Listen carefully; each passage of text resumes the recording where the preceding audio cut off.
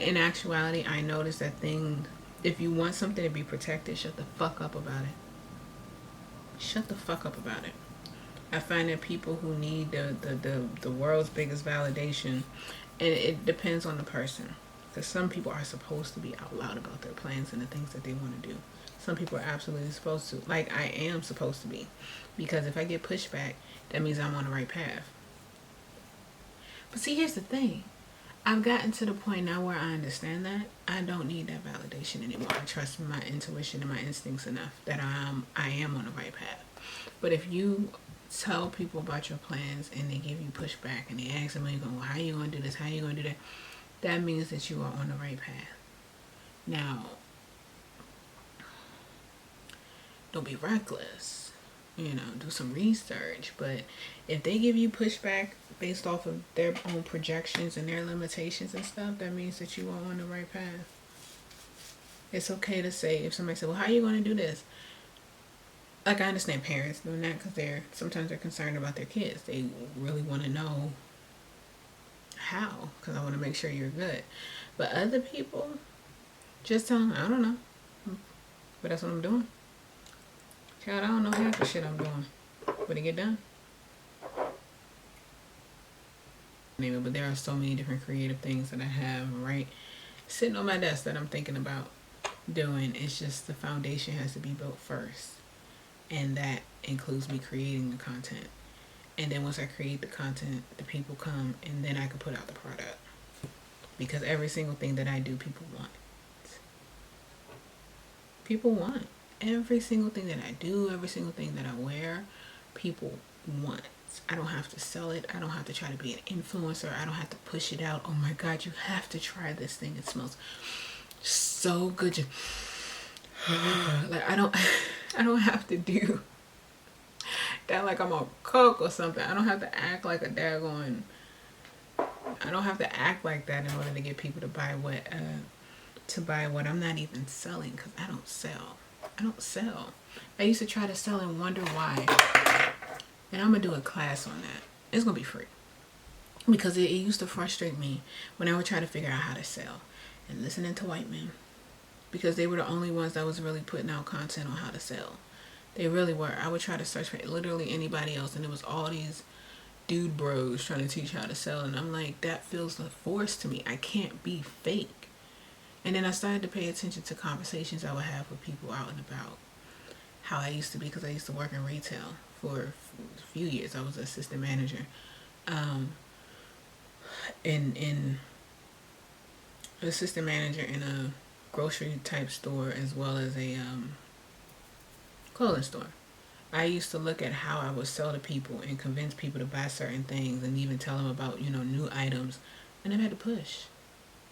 I never had to push, like, at all.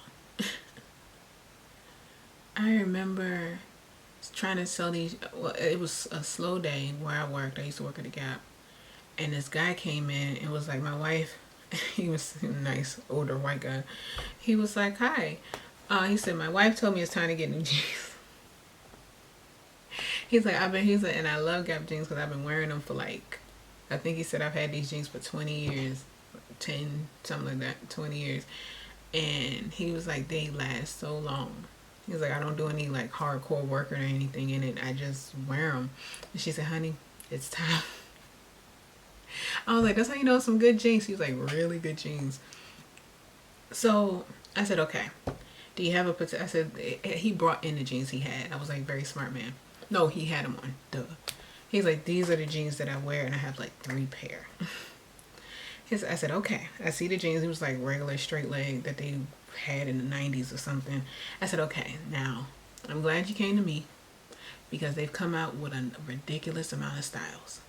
He was like, styles for jeans? I said, styles for jeans. And so he was like, please show me the styles for jeans. Like, he was just curious. And he like, I showed him the styles for jeans. And he didn't like some of them because some like the really straight leg, the skinny jeans. He was like, I've seen those. It's so funny helping older people, especially when they're so nice and they're just inquisitive. He was like, I've seen those.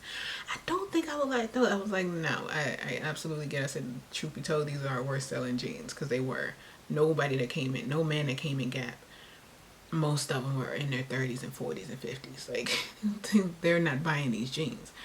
They thought they was going to get some young dudes in there. I said, they are at H&M. But he not only bought like boot cut, he bought straight leg, and he bought like 2 other pair. And he's like, if I don't like them, is it okay to like bring them back? I said, yeah, you have this amount of days or whatever, X, Y, and Z. And he ended up coming back, I think, a few weeks later and bought like 2 more pair or something. And he was like, I really like, they're so comfortable and da-da-da. And my wife liked the style. I'm gonna buy 2 more pair. And he's like, you were so helpful. I was like, and you came back and bought 2 more pair. I said, if I worked on commission. He was like, I only came in for 1 pair. It was a long story, but I'm very convincing. I'm very good at selling naturally without selling. And that's what I'm going to teach. How to sell without selling. How to sell like you. Because too many people are like, the ABCs of selling. Always be. And I've read all of those books. I've watched all of those things. And it felt fake to me. I can't force it. I could go into a luxury, high-end car dealership and I could sell a Maserati. I know I could. Especially if I actually deck out myself and go in there and just have a conversation with a person and be like, could you imagine?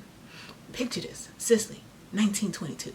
And I usually make a joke like that depending on who's my crowd or whatever, who's my client or customer, and they'll immediately start laughing because they get the references. Got them. And they feel so comfortable and confident and they don't feel pushed to buy something, and it makes them buy something. It makes them buy something. So I don't have to push to sell. It's natural to me. And so I said all of that to say that I already know what works for me. So embracing that, I don't have to look for outside validation. I don't need to tell people my plans and see if I get pushback to know that I'm on the right path. Not anymore. I experimented with that for a little while, but I don't have to do it anymore because I trust myself and I know that I am. And that's really the goal, to be able to trust yourself.